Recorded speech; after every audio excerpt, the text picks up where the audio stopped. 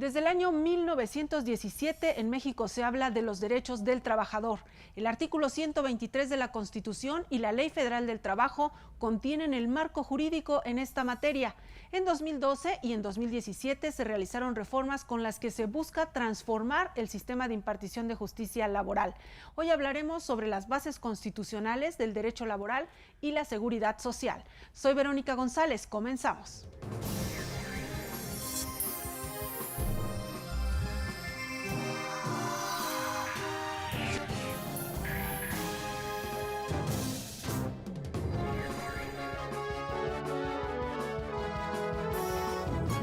Ya está con nosotros la maestra Shalila Curioca Gálvez. Ella es egresada del ITAM, maestra en Derecho por la Universidad Centro Universitario Emmanuel Kant, abogada litigante y consultora en materia de derecho laboral, profesora del ITAM y, por supuesto, de esta escuela judicial. Bienvenida. Muchas gracias, a sus órdenes.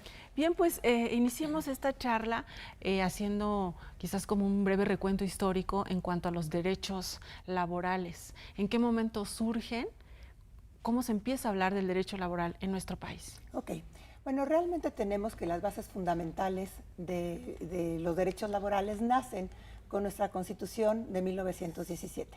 Se dice que con la Constitución Política de los Estados Unidos Mexicanos del 5 de febrero de 1917 se quedan ahí establecidos toda la Declaración de los Derechos Sociales de la clase trabajadora, principalmente porque siempre había sido la más vulnerada. Tenemos a los campesinos y todos los trabajadores en general. Se dice también que el maestro Alfonso Cravioto la llamó la Declaración de los Derechos Sociales, esta Constitución de 1917, porque nunca antes se había visto a nivel mundial que una constitución lo tuviera. Nosotros ya traíamos dos constituciones, como usted bien sabe, la Constitución de 1824, la Constitución de 1857, en donde no se tocaba nada de derechos sociales de los trabajadores, porque siempre se consideró que esto era pues para leyes reglamentarias quizás secundarias y no que estuviera en una ley suprema. En 1917 deciden que efectivamente debe darse esta situación a nivel constitucional para que queden protegidos los derechos de los trabajadores en nuestra norma suprema.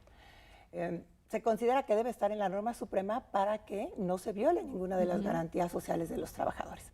Ya luego ya veremos que ha sufrido más reformas que cualquier otro artículo, pero bueno, pues se hace el artículo 123 constitucional en donde se consagran estas garantías sociales. ¿Qué es lo que se consagra en aquel momento, como usted lo menciona, garantías, ¿no?, para el trabajador? ¿Cuáles eran o las principales, ¿no? ¿Qué es lo que daba forma a este derecho laboral? Bueno, el derecho del trabajo se considera que es un derecho unitario, pero considero que sí se puede hacer una división en 5 partes, que es como viene realmente el artículo 123. La primera parte la tenemos como el derecho individual de trabajo, la segunda parte el derecho colectivo de trabajo, la tercera parte el derecho procesal del trabajo, el derecho administrativo del trabajo y por último el derecho de previsión social. Entonces, en base a esto podemos ir viendo qué se incluyó en cada una para tener como una estructura más clara. Por lo que hace al derecho individual de trabajo, tenemos lo primero que se había peleado desde nuestros movimientos anteriores, principalmente el de Cananea y el de Río Blanco, ¿no? Y todos los movimientos que tuvimos en la Revolución de 1910, que podemos decir que aquí se adquirieron ya, desde el punto de vista jurídico, una regulación al respecto.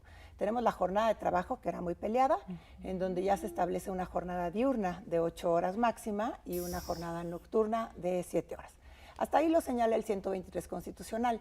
Ya posteriormente la legislación secundaria, la ley reglamentaria, que sería la Ley Federal del Trabajo, nos va a hablar de la jornada mixta, pero en la Constitución ponen jornada diurna y nocturna. También nos señala, muy importante, el que no podían trabajar menores ni mujeres, ¿no? Que ya luego fuimos cambiando en cuanto a las edades, la regulación para los menores y las mujeres ya se les da este derecho en 1974, en el Año Internacional de la Mujer, pues ya deciden que ya pueden trabajar y que ya podemos ser iguales, casi iguales que los hombres. También tenemos muy importante la jornada extraordinaria, que establecen que no se puede trabajar más de 3 horas ni de 3 veces en la semana y que las mujeres y los niños definitivamente en esta categoría no pueden entrar. También queda ya por primera vez el descanso semanal, ¿no? Que por cada 6 días deben de tener un día de descanso, por lo menos, y pues se establece que sea el domingo por toda la tradición que traemos de este domingo familiar, ¿no?, y religioso en cierta forma, ¿no? Esto es muy importante porque siempre se había peleado y no lo habíamos podido conseguir que se consagrara en una Constitución. También tenemos el salario mínimo, ¿no? Una protección muy importante en donde ya se establece que nadie puede ganar menos del salario mínimo y que está prohibido inclusive que se pague con vales, mercancías, pues todo lo que habíamos venido viendo desde las leyes de Indias, ¿no? Entonces aquí ya se establece un salario mínimo que se garantiza que tiene que ser en efectivo, en moneda de curso legal, como le llaman ellos, y además que ya se considera lo que es un jefe de familia, ¿no? Por primera vez que este salario mínimo le tiene que alcanzar a un jefe de familia para mantener a toda su familia. Dice que tiene que, para una vida digna, decorosa y placeres honestos. Que ¿no? Es todo un tema, ¿no? Determinar qué es una vida digna. Así es. Pero bueno, ya lo establecieron ahí. Ya fijaron, avance. Exacto, un gran avance porque ya fijaron por lo menos un salario mínimo, ¿no? También en este primer apartado de derecho individual de trabajo podemos decir que se garantizaron algunas otras cosas, como por ejemplo la participación de utilidades, ¿no? En donde, bueno, si bien es cierto que en principio no se llevaba, por lo menos ya estaba ahí regulado cómo tenía que llevarse a cabo esta participación de utilidades. Y, bueno, básicamente podríamos hablar de individual, estas situaciones específicas, para pasar al colectivo, ¿no? Y en el derecho colectivo, lo más importante, lo que siempre se había peleado, era el derecho a la asociación. El derecho a asociación colectiva y la creación de los sindicatos. ¿Cuál era la esencia en ese momento? Porque después se fue, pues, viciando mucho todo lo que tiene que ver con sindicatos. Yo creo que es importante que toquemos tanto para lo que acabo de comentar como para esta asociación, que vivíamos en un estado represor, que nos aplicaba el Código de Martínez de Castro, en donde cualquiera que quisiera hacer algo para mejorar las condiciones de trabajo o asociarse o formar algún grupo para generar mejores condiciones de trabajo o quejarse de las que tenían, pues se consideraban automáticamente, se consideraba un delito, ¿no? Tan es así que en el movimiento de Cananea los mandan presos a San Juan de Ulúa y en el movimiento de Río Blanco los mandan matar en caliente, ¿no? Entonces la gente, la verdad, sabe que está totalmente prohibido, ellos ya empiezan a manifestarse, quieren asociarse. Y entonces yo creo que es el derecho más importante para la clase trabajadora, el poder unirse, organizarse, asociarse para poder defender sus derechos de una manera conjunta, ¿no? El derecho de asociación, bueno, pues se los dan, pero también les dan el derecho de formar sindicatos. Entonces ya el derecho de formar sindicatos como tal, pues ya es muy importante. Y al mismo tiempo señalan un derecho de huelga que nunca lo habíamos tenido, que era la famosa suspensión de labores ilegal, y el derecho del paro que tiene el patrón, ¿no? Que el derecho al paro ahí se queda, que es la garantía que tiene el patrón para suspender las relaciones laborales, porque ya finalmente en la legislación, en la ley reglamentaria, ya no menciona nada más, pero a nivel constitucional. Finalmente ya había quedado ahí el precedente. Ya había quedado totalmente el precedente. Maestra, vamos a hacer una pausa y regresamos con la parte de la seguridad social y lo que tiene que ver con las reformas recientes, ¿no? A la Ley Federal del Trabajo. Claro que sí. Vamos a la pausa, no se vaya, es muy breve, estamos en Escuela Judicial. Regresamos. Muchas gracias. Regresamos.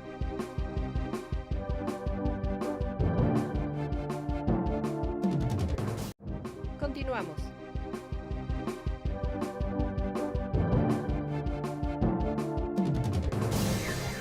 Ya estamos de regreso conversando sobre derecho laboral y comentábamos en el bloque anterior, maestra, el asunto de la seguridad social, ¿no?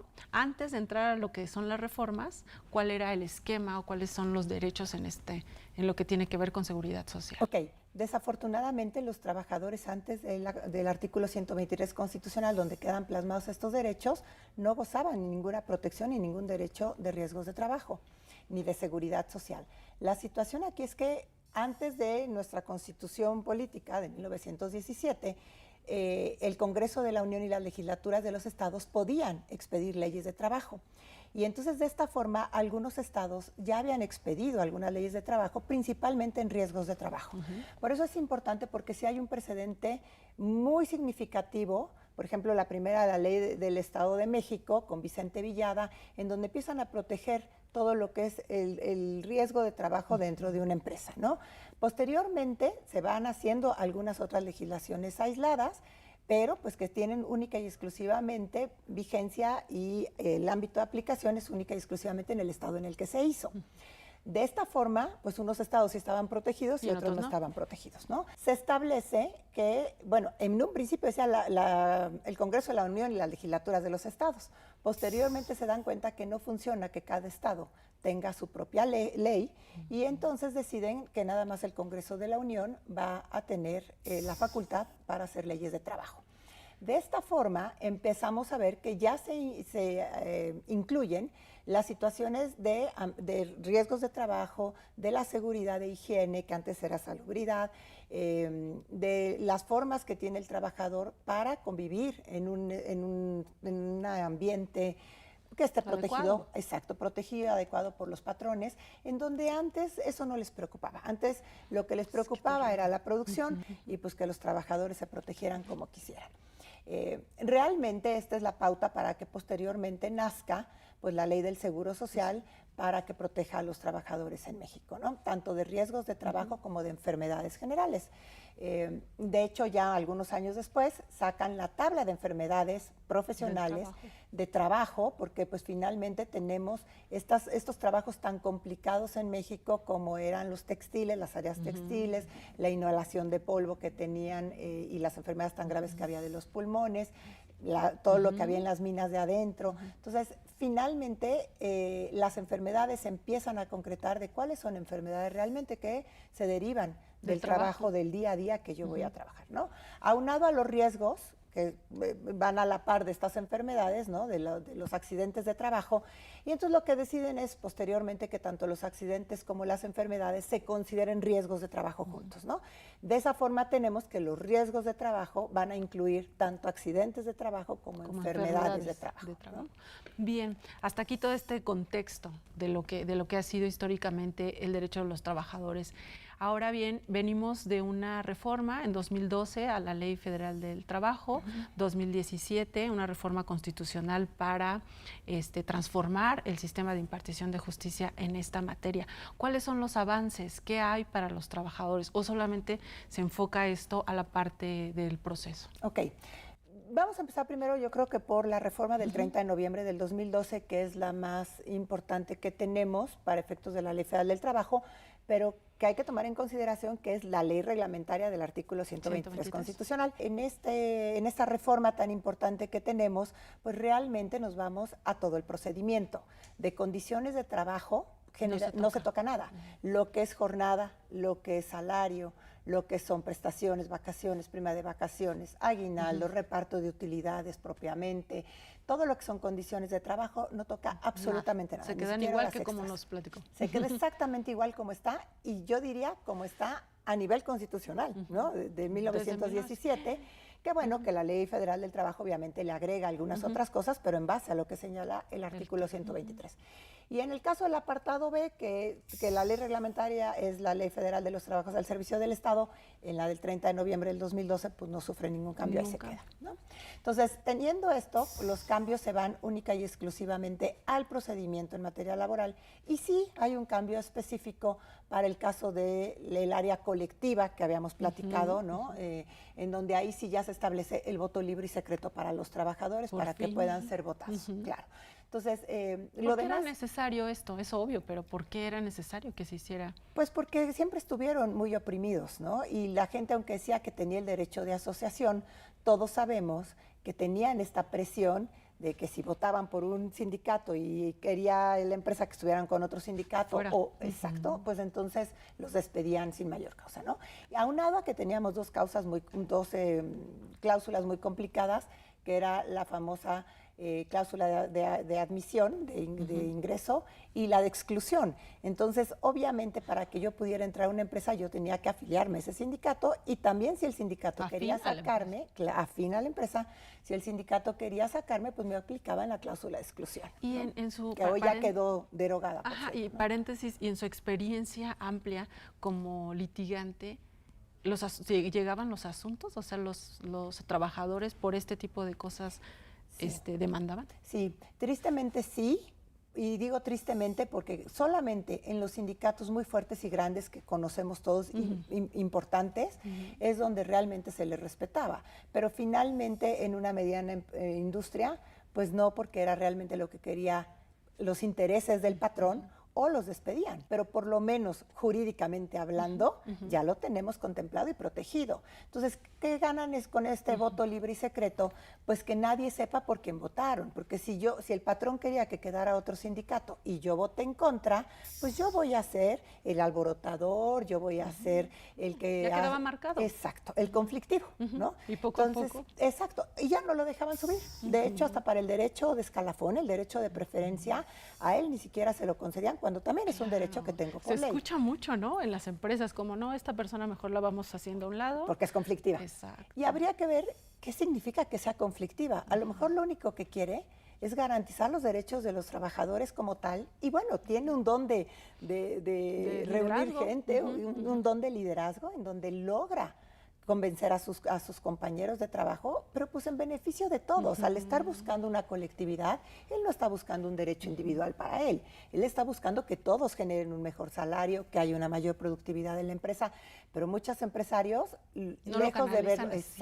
lejos de verlo como un bien para la productividad, lo ven como alguien conflictivo. Claro. Pero bien podría ser canalizado como para ir como mejorando la productividad de la empresa. Por supuesto. O sea, bien canalizado. Y yo creo que sí se ha dado, ¿eh? Hemos ido avanzando lento, pero hemos ido avanzando. Hubo una época en donde se conoce como el nuevo sindicalismo mexicano, en donde los propios sindicatos promovían esto, ¿no? Hablaban con la gente para decir, vamos a mejorar la productividad para que el patrón esté más contento con todos nosotros y nosotros generar los famosos bonos de productividad, tener mayores utilidades. Pero bueno, el patrón le ha costado trabajo entender esta parte, ¿no? De no todo es un abuso al trabajador para que se genere mejor productividad para el patrón, sino que si tú lo enseñas, lo capacitas, lo adiestras, le das las herramientas necesarias, lo proteges de los riesgos de trabajo, le das seguridad social para él y su familia, el trabajador se va a sentir muchísimo más contento. Y va a haber más producción. Va a haber más producción. Maestra, vamos a hacer una Claro pausa sí. Y regresamos con más sobre este interesante tema. No se vayan.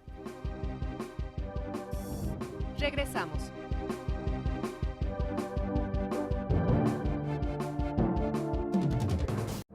Continuamos.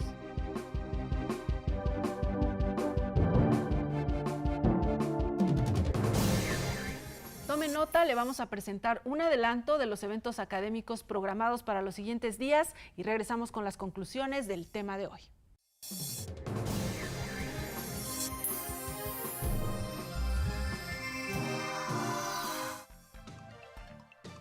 Programa de prácticas judiciales en los órganos jurisdiccionales del Consejo de la Judicatura Federal.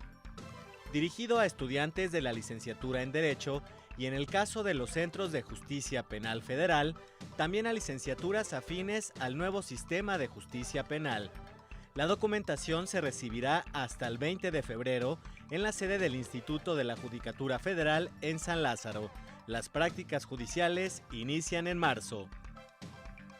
Estancia académica de práctica judicial internacional en la Corte Interamericana de Derechos Humanos. Dirigida a secretarios adscritos a juzgados de distrito y a tribunales de circuito del Poder Judicial Federal. La estancia tiene una duración de 3 meses entre mayo y agosto de 2018. Puede consultar la convocatoria e inscribirse en la página de la Escuela Judicial. Segundo informe de actividades, noviembre 2016, noviembre 2017. La versión digital del segundo informe de actividades del magistrado Salvador Mondragón Reyes, director general del Instituto de la Judicatura Federal, ya se encuentra disponible en la página web de la Escuela Judicial www.ijf.cjf.gov.mx. Estamos en la parte final del programa conversando sobre el derecho en materia laboral y en este bloque vamos a referirnos a la reforma de 2017, ¿no? Que pretende transformar el sistema de impartición de justicia en materia del trabajo.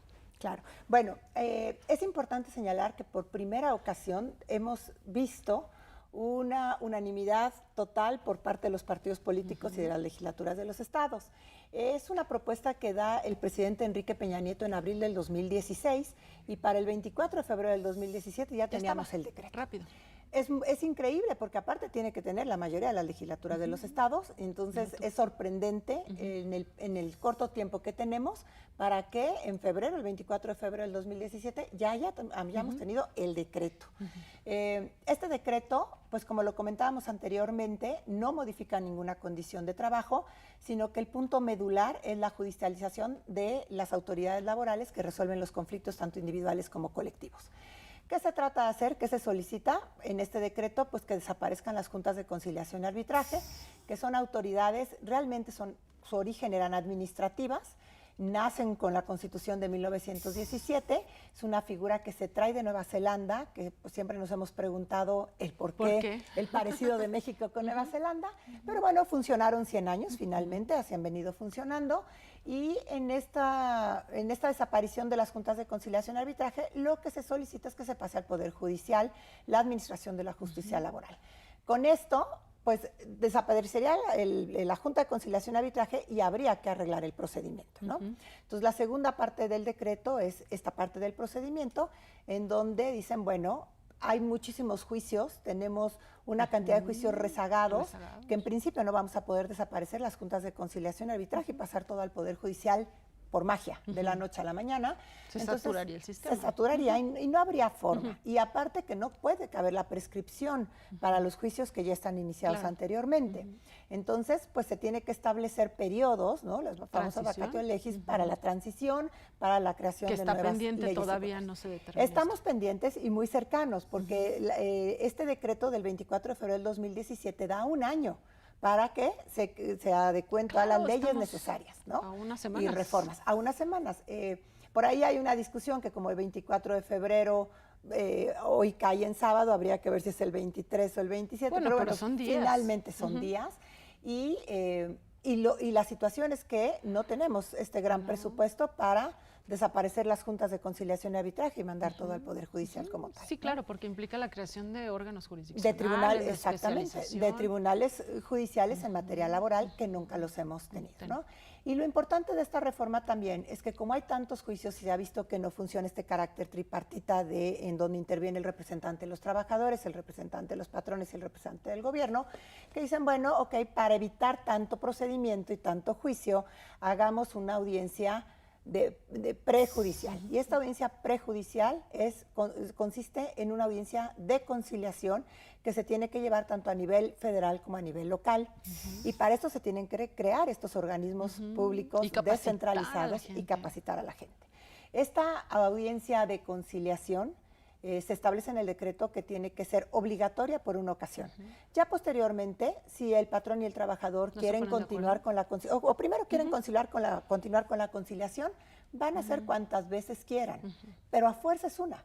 Si yo no quiero desde el principio, mi juicio, tenemos que ver cómo va a entrar realmente a los tribunales, como le quieran llamar, porque primero tiene que pasar por una audiencia de conciliación. Y la idea seguramente es que ahí se resuelve el asunto, ¿no? Sí, que no lleguen tantos realmente, asuntos a los tribunales. En los últimos años se han hecho muchas prácticas con respecto al área de conciliación en las juntas de conciliación y arbitraje y los resultados han sido benéficos. Se ve que en las campañas de conciliación sí se resuelven muchos juicios. Entonces, lo que se quiere hacer es eso. Se nos acabó el tiempo, la verdad la charla está muy interesante y seguro le vamos a dar seguimiento a este tema de la reforma laboral. Muchas gracias. Muchas gracias por la invitación, claro que sí. Gracias a usted por su atención, lo esperamos la próxima semana y lo invitamos a que se quede en la señal del Canal Judicial.